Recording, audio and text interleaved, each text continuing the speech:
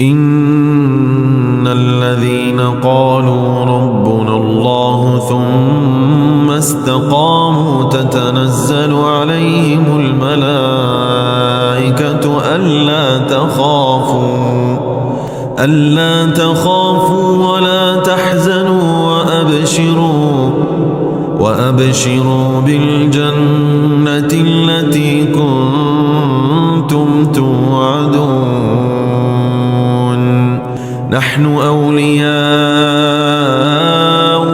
في الحياة الدنيا وفي الآخرة ولكم فيها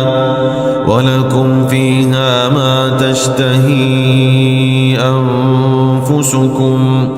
ولكم فيها ما تدعون